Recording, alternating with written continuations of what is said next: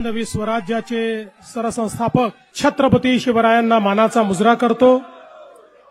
भारतीय राज्यघटनेचे शिल्पकार भारतरत्न डॉक्टर बाबासाहेब आंबेडकर यांना मानवंदना अर्पित करतो। ज्यांनी खऱ्या अर्थानं छत्रपती शिवरायांनंतर राज्यकारभार कसा चालवला पाहिजे याची मुहूर्तमेढ केली त्या पुण्यश्लोक अहिल्यादेवी होळकर यांच्याही चरणी नतमस्तक होतो आणि शेतकऱ्यांचे आसूड हे जगासमोर आणणारे ज्यांची 200वी जयंती आपण साजरी करतो आहोत असे महात्मा ज्योतिबा फुले यांनाही नमन करतो। आज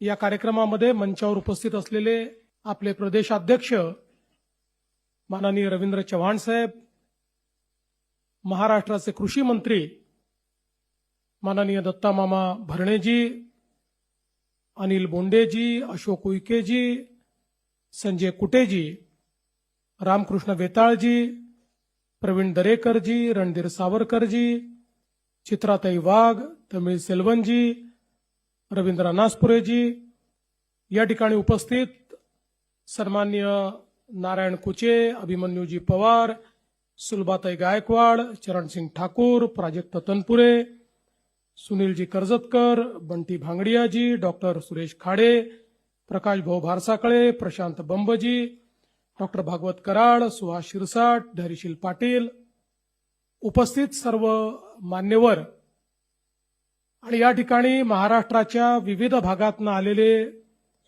आमचे सर्व शेतकरी बांधव आणि भारतीय जनता पार्टी किसान मोर्चाचे पदाधिकारी भगिनी आणि बंधूंनो, मी सर्वप्रथम आपल्या सर्वांचे अतिशय मनापासून आभार मानतो की आज आपण या ठिकाणी माझ्या सत्काराचा कार्यक्रम आयोजित केला। खरं म्हणजे मी जीवनामध्ये फार कमी सत्कार स्वीकारतो,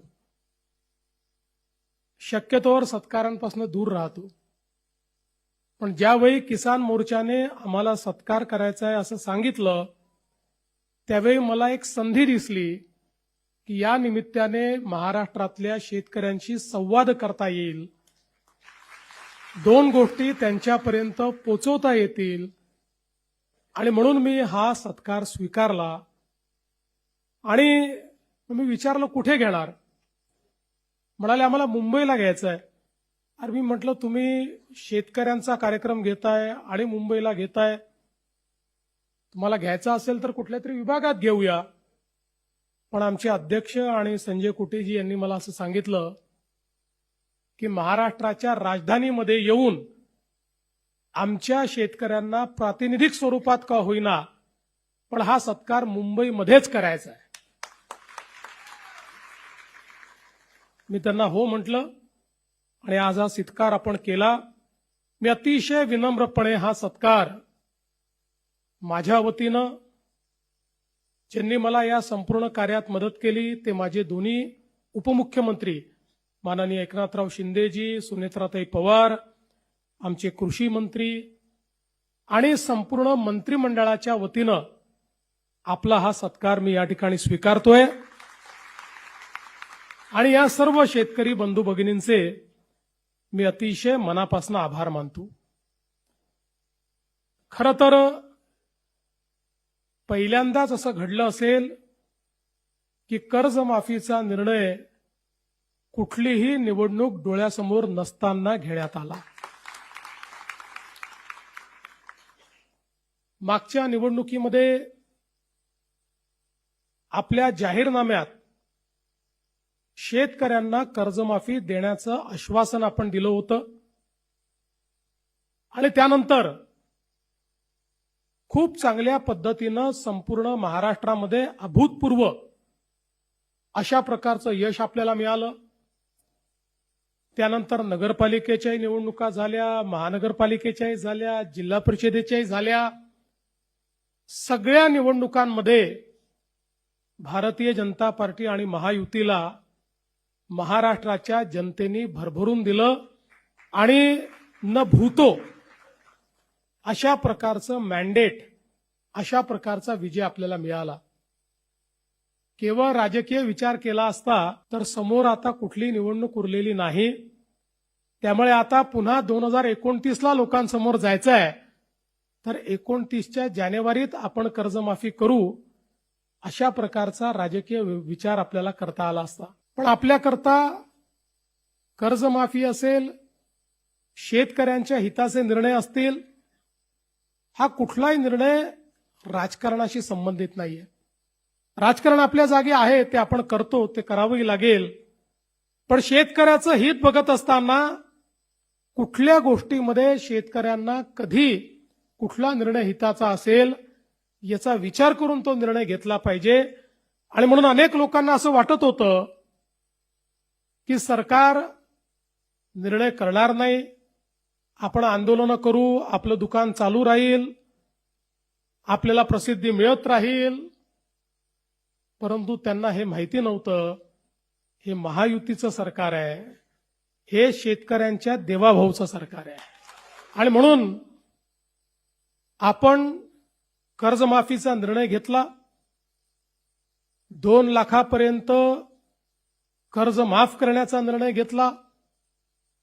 आणि त्यासोबत ज्यांनी नियमित कर्ज भरलाय त्यांनाही 50,000 रुपये देण्याचा निर्णय आपण घेतला. हे खरं आहे की हा निर्णय घेत असताना एक अट आपण टाकली होती. आणि ती अट अशी होती की 2019च्या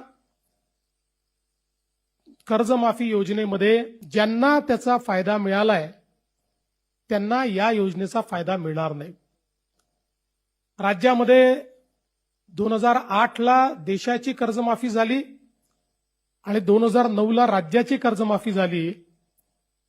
2009च्या कर्जमाफीमध्ये तेव्हाच्या सरकारने 2008च्या कर्जमाफीतल्या लोकांना वगळलं. 2017ला आपण कर्जमाफी केली, त्याही वेळी ज्यांना फायदा यापूर्वी मिळाला होता त्यांना आपण वगळलं. 2019ला कर्जमाफी झाली. 19च्या कर्जमाफीमध्ये तेव्हाच्या सरकारने, मगाशी कुटे साहेबांनी सांगितलं की 2017ला ज्यांना कर्जमाफी मिळाली होती त्या सगळ्यांना वगळण्याचा निर्णय घेतला. याच्या पाठीमागचं कारण काय? तर आत्ताही आपण कर्जमाफीच्या संदर्भात जी समिती तयार केली होती त्या समितीने आपल्याला अहवाल देताना हे सांगितलं की याचा फायनान्शियल इम्पॅक्ट मोठा नाही, 3-4 हजार कोटी रुपयेच लागतील. परंतु आपल्याकडची जी बँकिंग सिस्टीम आहे, बँकांची जी व्यवस्था आहे, जर कर्ज भरण्याची सवय ही सुटली किंवा अनेक वेळा सवय सुटत नाही, पण शेतकऱ्यांना असं वाटतं की आपण भरून टाकल्याने कर्जमाफी झाली तर आपल्याला काय मिळणार. आणि म्हणून या भीतीपोटी अनेक वेळा शेतकरी त्या ठिकाणी कर्ज भरत नाहीत आणि मग नंतर दोन्हीकडनं अडचणीत येतात.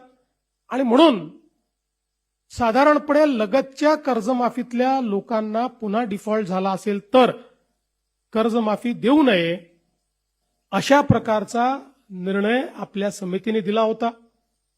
तरीही ज्यावेळेस मी बघितलं की अशा प्रकारचे शेतकरी किती, तर लक्षात आलं की 12 लाख शेतकरी आहेत.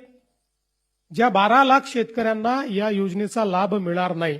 मग मी विचारलं की समजा आपण असं केलं, 50,000पर्यंत सरकारने द्यावे आणि वरचे त्यांनी द्यावे, तर किती शेतकरी कव्हर होतात?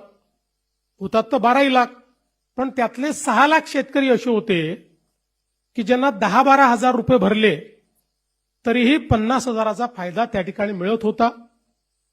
आणि म्हणून दोन्ही गोष्टी त्यात होत होत्या.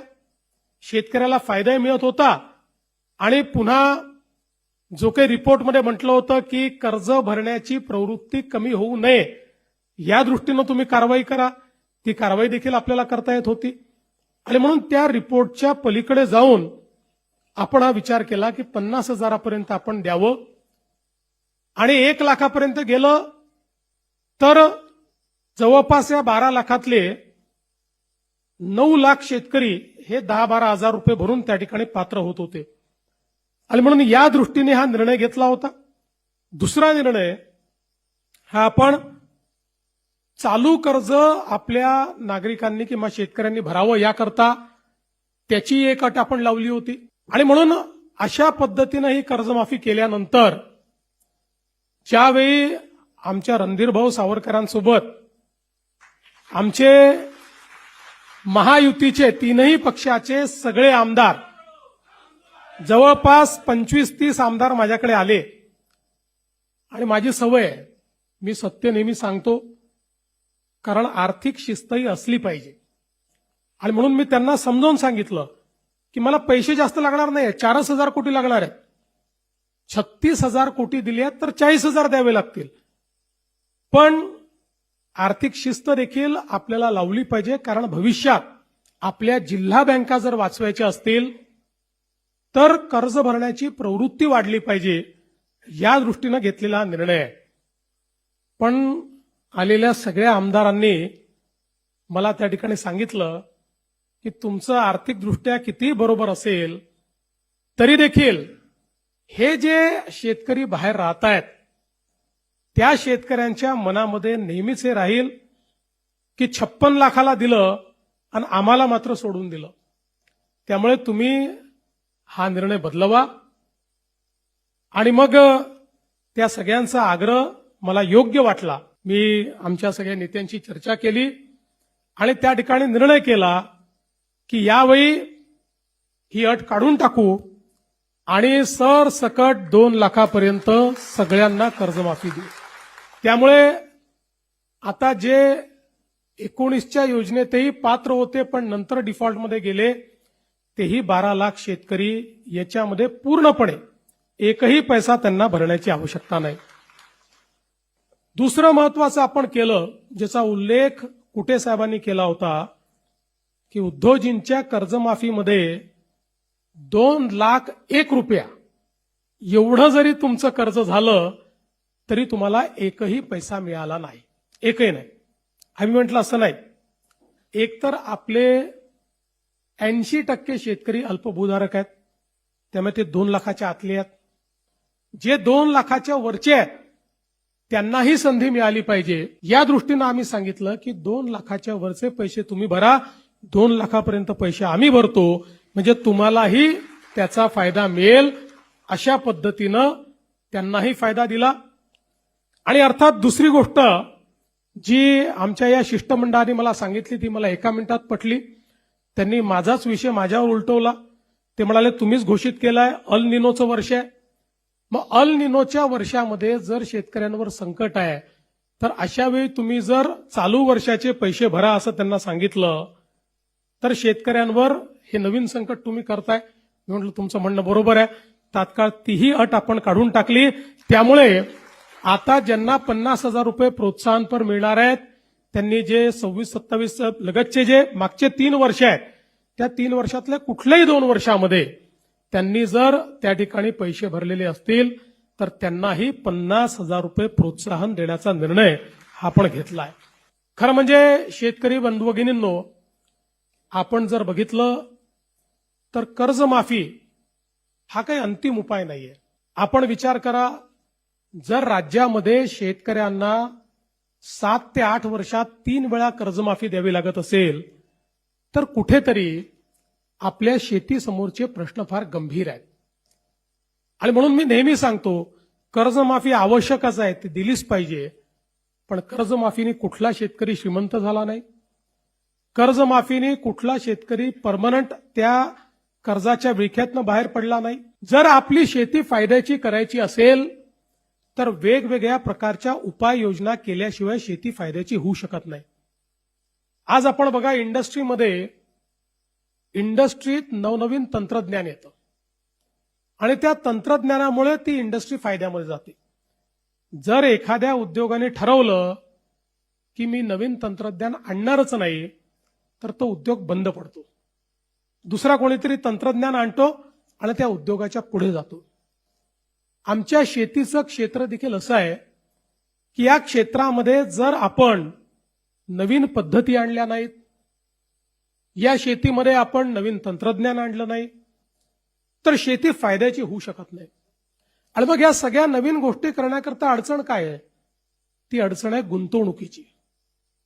ज्या शेतकऱ्याकडे जो अल्पभूधारक शेतकरी आहे, या अल्पभूधारक शेतकऱ्याला गुंतवणूक त्यांनी करायची कशी? गुंतवणुकीकरता त्याला पैसे येतील कुठनं? तो जेमतेम पीक कर्ज काढतोय आणि तेही कर्ज जर परत करू शकत नाहीये, तर मग गुंतवणूक तो करेल कशी? आणि म्हणून 2014 नंतर मोठ्या प्रमाणात आपण शेती क्षेत्राला रिलीफ आणि रिहॅबिलिटेशन म्हणजे मदत आणि पुनर्वसनचं क्षेत्र नाही, तिथं करावंच लागतं. पाऊस आला तर, अतिवृष्टी झाली तर, अवर्षण झालं तर, वाहून गेली तर, सगळ्या गोष्टीत तिथं करावंच लागतं. पण केवळ तितक्यापुरतं मर्यादित ठेवायचं नाही. शेती क्षेत्रामध्ये गुंतवणूक करायची आपण निर्णय घेतला, मग जलयुक्त शिवार असेल, मागेल त्याला शेततळं असेल, मागेल त्याला सिंचन विहीर असेल, मागे त्याला ठिबक असेल. तुम्ही आठवा 2014 पूर्वीची परिस्थिती तुम्ही आठवा. मी देखील जवळपास 10 वर्ष माझ्याकडे ग्रामीण क्षेत्र होतं मी आमदार असताना. नंतर मग माझं शहरी क्षेत्र झालं. पंचायत समितीत आम्ही बसायचो, काहीतरी इष्टांक आलेला असायचा आणि मग ते पंचायत समितीचे सभापती, सदस्य आणि आमदार मिळून आम्ही वाटायचो. 4 तुझ्याकडे, 2 तुझ्याकडे, 4 तुझ्याकडे, 5 तुझ्याकडे. आणि त्या वाटणीतही आम्ही एवढं खुश असायचो की जणू काय शेतकऱ्याला आपण दिलेला आहे अशा पद्धतीची बंदरबाट आपण करायचो. मी सांगितलं की पद्धतीच दूर झाली पाहिजे आणि मग सगळ्या गोष्टी मागेल त्याला, ज्याला आवश्यकता त्याने मागावं, आपण त्याला देऊ, अशा पद्धतीनं मागेल त्याला शेततळ्यांची योजना आपण आणली. महाराष्ट्रामध्ये लाखो शेततळी आपण तयार केली. आज तुम्ही बघा, म्हणजे आम्हाला संधी मिळते अनेक वेळा हेलिकॉप्टर म्हणून जाण्याची, अलीकडच्या काळात मी वापरत नाहीये, पण अनेक जिल्हे असे आहेत आणि मराठवाड्यातले देखील अनेक जिल्हे असे आहेत की जे कोरडे जिल्हे आहेत, पण तुम्ही वरून जर बघितलं ना तर प्रत्येक शेतात शेततळ तुम्हाला भेटतं. आणि ते विचारा कधी झालेलं आहे, हे मागेल त्याला शेततळ्याच्या आपल्या योजनेत झालेलं आहे. आज जे काही पाणी आहे ते आपण साठवू शकतो. आणि मग आताच्या परिस्थितीत अल निनोमध्ये कुठेतरी 5, 7, 8 जुलैला भरपूर पाऊस येतो आणि त्याच्यानंतर 25 जुलैपर्यंत पाऊस गायब होतो. अशा परिस्थितीमध्ये जर पिकावर ताण पडला तर त्या पिकाला पाणी द्यायचं कुठनं? त्याकरता ही शेततळी आहेत, त्याकरता प्रोटेक्टिव्ह इरिगेशन करता ही कामी येत आहेत.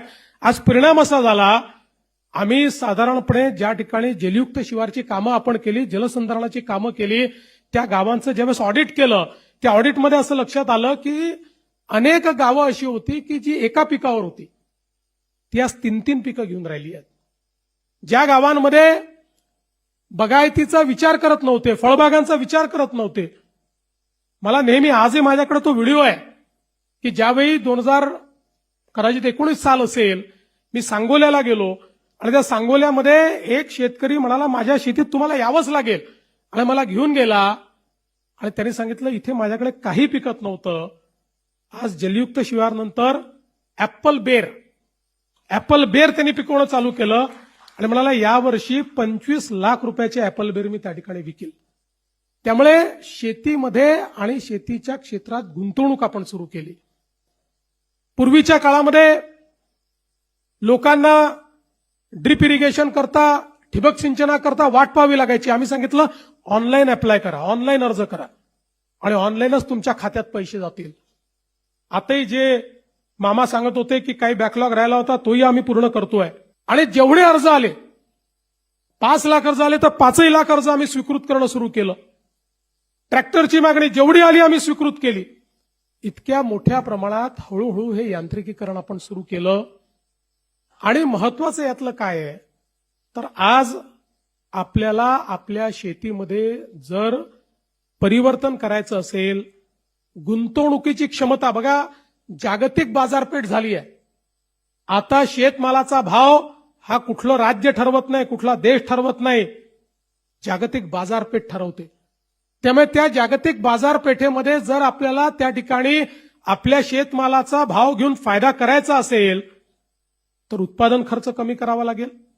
उत्पादन खर्च कमी करायचा असेल, उत्पादकता वाढवावी लागेल. उत्पादकता वाढेल तेव्हाच उत्पादन खर्च कमी होईल. आणि मग अशा सगळ्या गोष्टींकरता आता ज्याच्याकडे 1 एकर शेती आहे, 2 एकर शेती आहे, त्याची गुंतवणुकीची ताकद किती आहे? आणि म्हणून आपण गटशेतीची योजना सुरू केली. मला असं वाटतं की महाराष्ट्रामध्ये पुढच्या 2 ते 3 वर्षामध्ये 50,000 गट जर आपण तयार केले तर या गटांची क्षमता जी आहे, आणि सरकार सगळ्या योजना गटाला देत आहे. मागच्या वेळेस तर आपण 1 कोटी रुपयापर्यंतच्या योजना गटांना दिल्या, तर या गटाची गुंतवणुकीची क्षमता वाढते. या गटांना जे काही निविष्ठा खरेदी करावे लागतात त्याची किंमत कमी होते. वेगवेगळ्या पिकांचे प्रयोग करून पूरक पिकं त्या ठिकाणी घेता येतात आणि त्यातनं शेती जी आहे ही उद्योगासारखी फायद्यामध्ये आपल्याला आणता येते. आणि म्हणून त्याही दृष्टीने खूप मोठ्या प्रमाणात काम करण्याची आवश्यकता आहे. आमच्या शेतकऱ्याचा जो काही खर्च आहे तो कमी व्हावा म्हणून आपण 2 गोष्टी त्या ठिकाणी केल्या.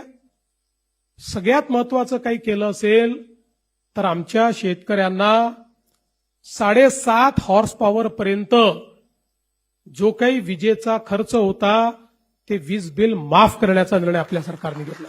आज याचा कधी कोणी विचार करत नाही. वीज बिल माफ झालं म्हणजे वीज कंपनी जी आहे ती कंपनी स्वतःच्या खिशातनं भरत नाही. दरवर्षी 25,000 कोटी रुपये मी बजेटमधनं काढतो आणि त्या आमच्या वीज वितरण कंपनीला देतो. कारण ते जर दिले नाही तर MERC सांगते की जे इतर ग्राहक आहेत त्या सगळ्या ग्राहकांवर हे 25,000 कोटी लोड करा, त्यांचं विजेचं बिल वाढवा आणि त्यांच्या खिशातनं ते वसूल करा. आणि म्हणून दरवर्षी 25,000 कोटी रुपये हे आपण वीज बिल माफीच्या पोटी देतो. आणि मला हेही सांगताना आनंद वाटतो की याच महाराष्ट्राने जवळपास महाराष्ट्रातल्या शेतकऱ्याला, आपल्याला माहिती आहे, अर्धे दिवस सकाळी वीज, अर्धे दिवस रात्री वीज, इतक्या मोठ्या प्रमाणात रात्रीची वीज आल्यानंतर शेतकऱ्याला काय अडचणी त्या ठिकाणी सहन कराव्या लागतात आपल्याला माहिती आहे. आपण सौर कृषी वाहिनी आणि सौर पंप अशा 2 योजना आणल्या. मला आज सांगताना अभिमान वाटतो की जे आम्ही सांगितलं, आज राज्यातल्या 76% शेतकऱ्यांना आम्ही दिवसा वीज देतो आणि आमचा प्रयत्न हे वर्ष संपता 100% शेतकऱ्यांना दिवसा वीज आम्ही देऊ. आणि 8 तास आम्ही देतो. 10 तास जायचंय, नंतर 12 तास जायचंय.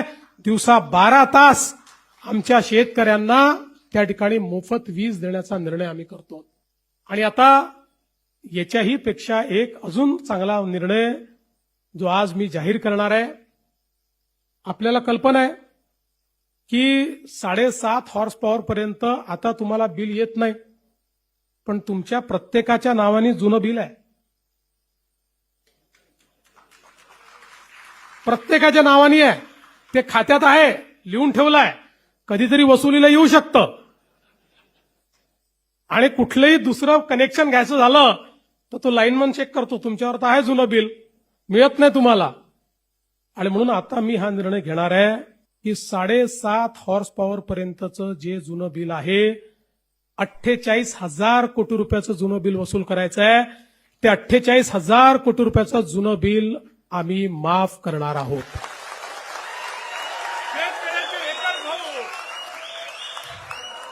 शेतकऱ्याची पाटी ही कोरी झाली पाहिजे आणि त्याला नव्याने त्या पाटीवर इतिहास लिहिता आला पाहिजे, या दृष्टीनं घेतलेला हा निर्णय आहे.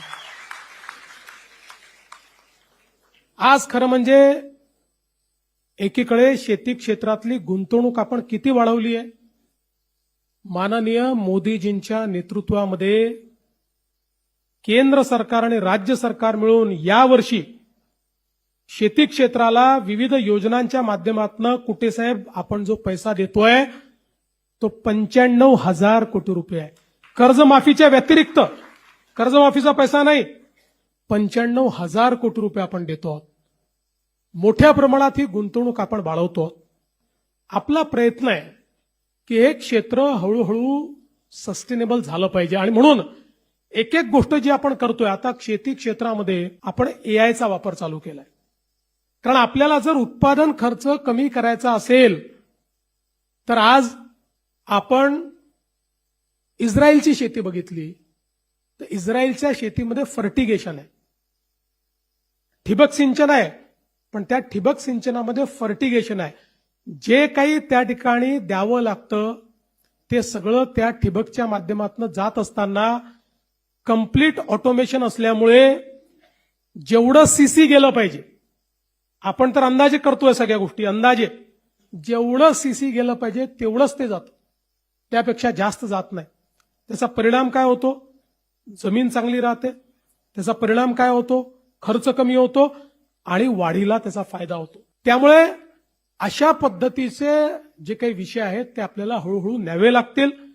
आणि शेतीमध्ये जे काही आपण वापरतो, आज रासायनिक खतांमुळे आपल्या शेतीची अवस्था ही वाईट होते आणि म्हणून त्याचा वापर कसा कमी करायचा. आज आपण जे काही आपलं त्या ठिकाणी दुसरं खातं अॅनिमल हजबंडरीचं, त्या खात्यामध्ये देखील खूप मोठ्या प्रमाणात काम चालू केलेलं आहे. कारण आपल्याला कल्पना आहे की आपल्या शेतीतल्या गायी कमी झाल्या, जनावरं कमी झाले आणि त्यातनं शेतीमध्ये ज्या नैसर्गिक गोष्टी जात होत्या त्या गोष्टी आता हळूहळू आपल्या जायला लागल्या.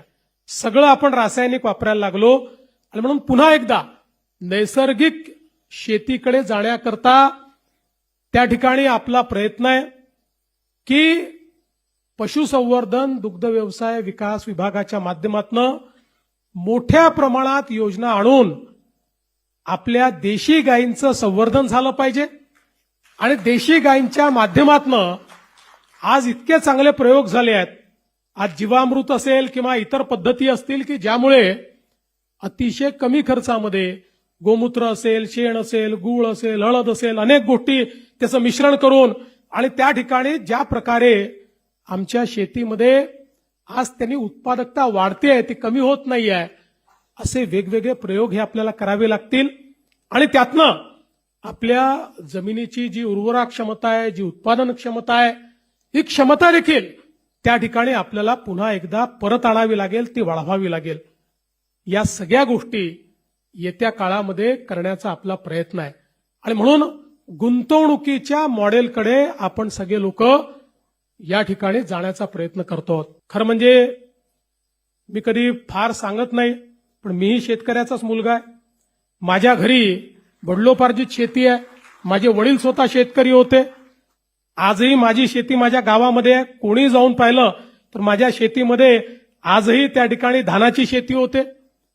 आणि जवळपास वयाच्या 25व्या वर्षापर्यंत वर्षातले 3 महिने गावी असायचो. वर्षातले 3 महिने मी गावी असायचो. माझ्या गावातले मित्र अजूनही आहेत. आणि घरी शेती होती, घरी आमराई होती, घरी ऊस होता. आमच्याकडे कारखाने वगैरे काही नव्हते मामा, त्यामुळे आम्ही ते कढईमध्ये त्या ठिकाणी गुळ तयार करायचो त्याच्यातनं. त्यामुळे गुऱ्हाळ होतं आमच्याकडचं. त्या गुऱ्हाळामध्ये ते गुळ तयार करायचं, त्याची राब काढायची, ती राब नंतर मटकीमध्ये ठेवायची, मग ती राब खायची. हे सगळं लहानपणापासून बघितलेलं आहे. आमच्याकडे बगीचा होता, बगीच्यामध्ये सर्व प्रकारचे भाज्या आम्ही त्या ठिकाणी तयार करायचो. त्यामुळे शेतामध्ये गेलेलो आहे, शेती बघितलेली आहे. जेव्हा पावसाळा असायचा त्यावेळी आमच्याकडे रोवणी जी व्हायची, तेव्हा भले रोवणे करण्याकरता नाही, रोवणे करण्याच्या बहाण्याने चिखलात खेळायला मिळायचं, म्हणून सगळे भावंड आम्ही त्या चिखलात जाऊन त्या ठिकाणी रोवणी करायचो. हे सगळं केलेलं आहे. त्यामुळे एखाद्या रूममध्ये बसून निर्णय घेणारा मी नाही आहे. हे सगळं जवळून बघितलेलं आहे. शेती मातीशी संबंध आमचाही आहे. फक्त आम्ही कधी फार ते सांगत फिरत नाही की बाबा आमचा खूप संबंध आहे. त्यामुळे अनेक वेळा लोकांना असं वाटतं की शहरातनं निवडून येतं त्यांना काही समजतं का नाही समजत.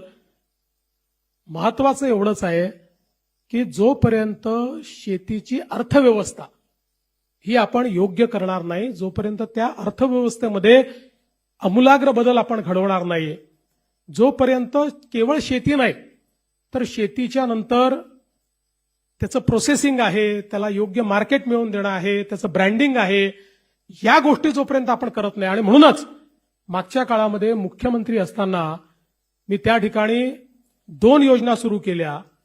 पहिली नानाजी देशमुख कृषी समृद्धी योजना, वर्ल्ड बँकेकडनं आज ती योजना चाललेली आहे 5,000 कोटी रुपयाची, की ज्या योजनेमध्ये आज जलसंधारणापासून तर व्हॅल्यू चेन पर्यंत सगळ्या गोष्टी विदर्भ आणि मराठवाड्याच्या या जिल्ह्यांमध्ये चाललेल्या आहेत, काही उत्तर महाराष्ट्रातल्या जिल्ह्यात चालले आहेत. आणि दुसरी आपण जी योजना स्मार्टची आणि मॅग्नेटची केली, की ज्या योजनेमध्ये आपला प्रयत्न आहे 10,000 गावांमध्ये आपली जी प्राथमिक सोसायटी आहे त्या सोसायटीला ॲग्री बिझनेस सोसायटीमध्ये परिवर्तित करायचं, त्याला प्रशिक्षित करायचं. आणि संपूर्ण जी चेन आहे, गोडाऊन असेल, कोल्ड चेन असेल, अशी जी कंप्लीट चेन आपल्याला करावी लागते की ज्याच्यामुळे शेतकऱ्यांना होल्डिंग करता आलं पाहिजे. आज शेतकऱ्यांचा प्रश्न हाच आहे, आपण हमीभाव देतो, हमीभावाने खरेदी पण भरपूर करतो, पण आपल्याला माहिती आहे की जसं कापूस आहे, कापसामध्ये खेळा खरेदी होते, त्या ठिकाणी जाऊन शेतीमध्ये खरेदी होऊन जाते. त्या शेतकऱ्याला लगेच काहीतरी समोरचं पाहिजे असतं, म्हणजे लग्न आहे घरी, काहीतरी सण आहे, त्यामुळे मिळेल त्या भावात तो आलेल्या व्यापाऱ्याला विकून टाकतो आणि मग हमी भावाचा फायदा त्याला मिळत नाही. आणि म्हणून हमी भावाची विक्री होतपर्यंत त्याला ते योग्य ठिकाणी ठेवताही आलं पाहिजे आणि त्याच्यावर त्याला तारणही मिळालं पाहिजे, जेणेकरून त्याला कुठलंही त्यातनं अडचण येणार नाही. अशा प्रकारची व्यवस्था ही आपल्या प्राथमिक सोसायट्यांच्या माध्यमातूनच कशी उभी करता येईल याचं काम आज आपण जवळपास 10,000 गावांमध्ये करतो आणि पुढेही आपल्याला हे काम जवळजवळ सगळ्या गावांमध्ये करायचं आहे. ही सगळी अर्थव्यवस्था बदलण्याचं काम हे आपल्याला निश्चितपणे या ठिकाणी करायचं आहे. आणि मला विश्वास आहे की आज जरी आपला शेतकरी अडचणीत आहे आणि मला हे दिसतंय की आपण जर फोकस काम केलं तर आज शेतकऱ्याला मदत करावी लागते. फोकस पद्धतीने काम केलं तर आजपासून 5, 7, 10 वर्षानंतर शेतकरी तुमच्या दारात येणार नाही, शेतकऱ्याला तुम्हाला मदत करावी लागणार नाही. आज आमचा फोकस हा शेतीसोबत इतक्या मोठ्या प्रमाणात उद्योगावर आहे. हा का आमचा उद्योगावर आहे? याचं कारण असं आहे की एकीकडे हळूहळू शेती क्षेत्रातला रोजगार कमी होणार आहे. तो याकरता कमी होणार आहे की पूर्वी असं होतं, शेत मोठं होतं, 4 मुलं हो का 6 मुलं हो, सगळे शेतीवर जायचे. आता ती परिस्थिती नाही आहे आणि हळूहळू शेतमजुरांची संख्याही थोडी कमी व्हायला लागली आहे. त्यामुळे हळूहळू आपण यांत्रिकीकरणाकडे येणार आहोत आणि म्हणून गावातल्या मुलांना केवळ शेती आणि शेतीतलं म्हणजे जी शेती 2 भाऊ करू शकतात तीच 4 भाऊ करतायत. त्यामुळे उरलेल्या 2 भावांचे जे श्रम आहेत त्याला पैसे मिळत नाही आहेत आणि म्हणून त्याला उद्योगाची जर जोड दिली तर उद्योगाच्या माध्यमातून समजा 2 भाऊ उद्योगात गेले आणि 2 भाऊ शेतीत राहिले तर तिथलं अर्थकारण जे आहे ते पूर्णपणे बदलेल. आणि दुसरा प्रयत्न आहे, जवळपास कुठले 8 ते 10 वर्ष शेती क्षेत्रामध्ये पैसा टाकावा लागणार आहे. पैसा येईल कुठनं? राज्यामध्ये जर आपण आज या स्मार्ट सिटी तयार करतो, आपण नवीन मुंबई 3 करतो, मुंबई 4 करतो, इन्फ्रास्ट्रक्चर तयार करतो, उद्योगाकरता वेगवेगळ्या प्रकारचे मार्ग तयार करतो, याचं कारण हे सगळं केल्यामुळे राज्याच्या तिजोरीत पैसे येतात. तिजोरीतच पैसे आले नाही तर टाकणार कुठं नाही. आज ज्यावेळेस शेतकऱ्यांना 40,000 कोटी रुपयाची कर्जमाफी आपल्याला द्यावी लागते, त्यावेळी लक्षात घ्या, एक रस्ता बनवायचा असेल तर बँक आम्हाला कर्ज देते, पण शेतकऱ्याच्या कर्जमाफी करता आम्हाला कर्ज मिळत नाही. ते आपल्याला 4 खर्च कमी करावे लागतात आणि राज्याच्या बजेटमधनं ते द्यावे लागतात. आणि म्हणून राज्याचं बजेट जर मोठं झालं नाही, राज्याच्या तिजोरीत पैसे आले नाही तर शेतकऱ्याचं कल्याण करणार कसं? आणि म्हणून आपला प्रयत्न आहे की एकीकडे शेती क्षेत्रातली गुंतवणूक वाढवायची आणि दुसरीकडे उद्योगाचं क्षेत्र आणि सेवा क्षेत्र या 2 क्षेत्रांमध्ये मोठ्या प्रमाणात गुंतवणूक आणायची. ती गुंतवणूक आणली की त्यातनं टॅक्सच्या रूपानं पैसा तिजोरीत येतो. आलेला पैसा शेतीच्या क्षेत्रामध्ये जर आपण लावू शकलो तर 8 ते 10 वर्षामध्ये हे क्षेत्र पूर्णपणे आपल्या पायावर उभं होईल आणि त्यानंतर या क्षेत्रात पैसा लावण्याची आवश्यकता असणार नाही. हेच क्षेत्र तुम्हाला पैसा देईल. अशा पद्धतीचं हे क्षेत्र आपल्याला उभं करायचं आहे. आणि म्हणून आज ज्या वेगवेगळ्या उपाययोजना आपण करतोय त्याच्यामध्ये सगळ्यात महत्वाची आपली उपाययोजना आहे ती आपला नदी जोड प्रकल्प. या महाराष्ट्रातला 52% भाग हा अवर्षण प्रवण आहे.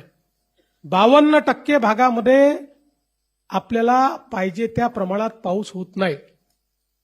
केवळ 48% भागामध्ये होतो. त्या 52% भागामध्ये जिथे कधी ना कधी दुष्काळ पडत असतो. आता या वर्षीचं अल निनोचं संकट आहे.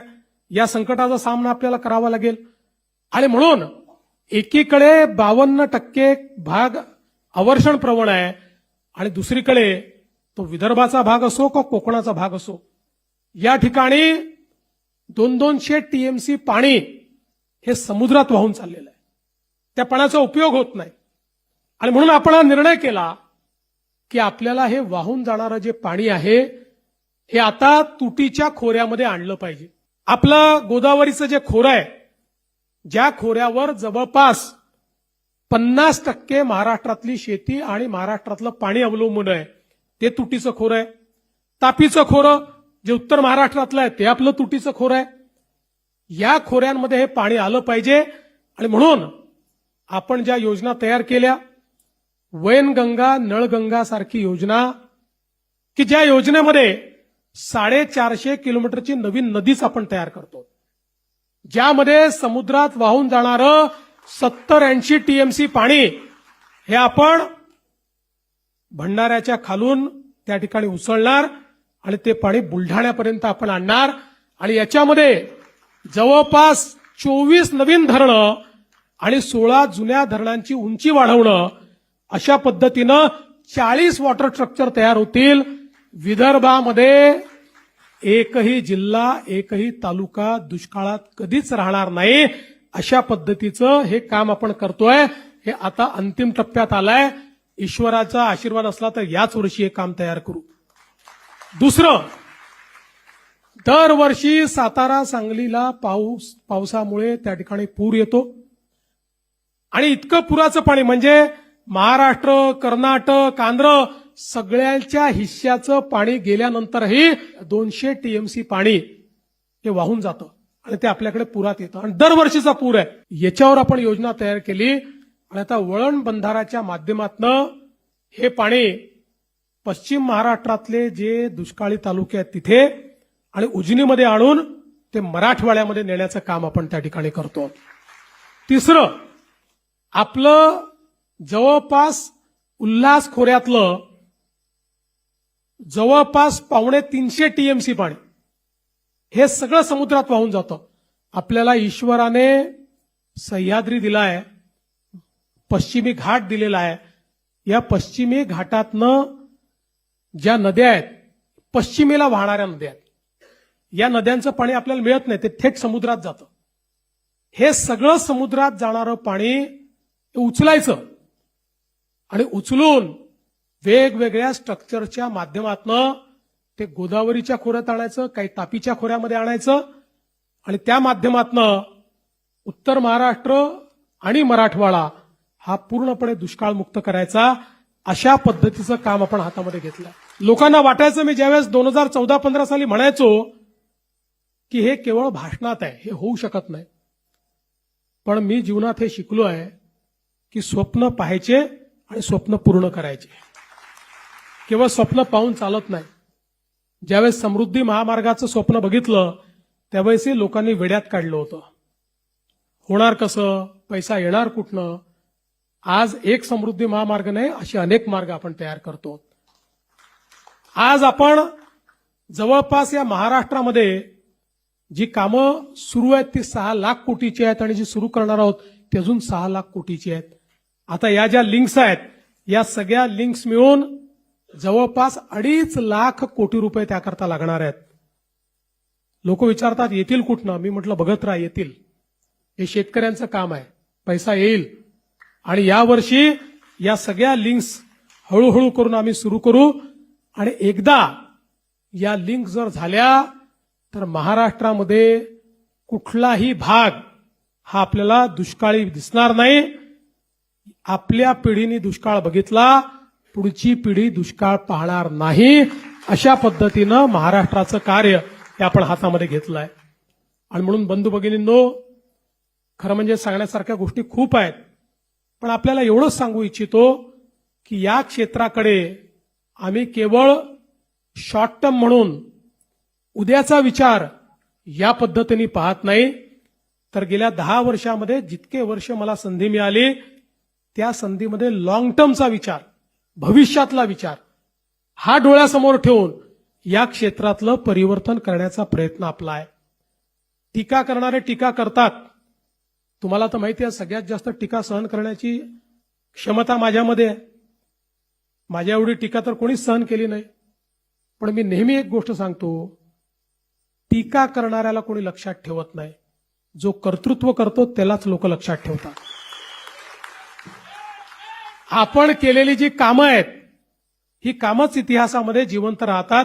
व्यक्ती जिवंत राहत नाही आणि टीका करणारा तो वर्षभरापेक्षा जास्त, त्याला कोणी लक्षात ठेवत नाही. आणि म्हणून या सगळ्या कामांच्या माध्यमातून महाराष्ट्रातलं कृषी क्षेत्र बदललं, शेतकऱ्यांचं जीवन बदललं, अशा प्रकारचा आपला प्रयत्न आहे. आणि आज त्याच निमित्ताने या सगळ्या गोष्टी आपल्यापर्यंत पोहोचवता यावा हा माझा स्वार्थ होता. आणि म्हणूनच आपण जो सत्कार घेतला त्या सत्कारामुळे मला देखील हे सगळं बोलण्याची, हा संवाद करण्याची संधी या ठिकाणी प्राप्त झाली. मी आपल्या सर्वांचे अतिशय मनापासून आभार मानतो आणि पुढेही आपण अशाच प्रकारे काम करत राहू हा विश्वास देऊन मी माझे 2 शब्द संपवतो. धन्यवाद. जय हिंद, जय महाराष्ट्र.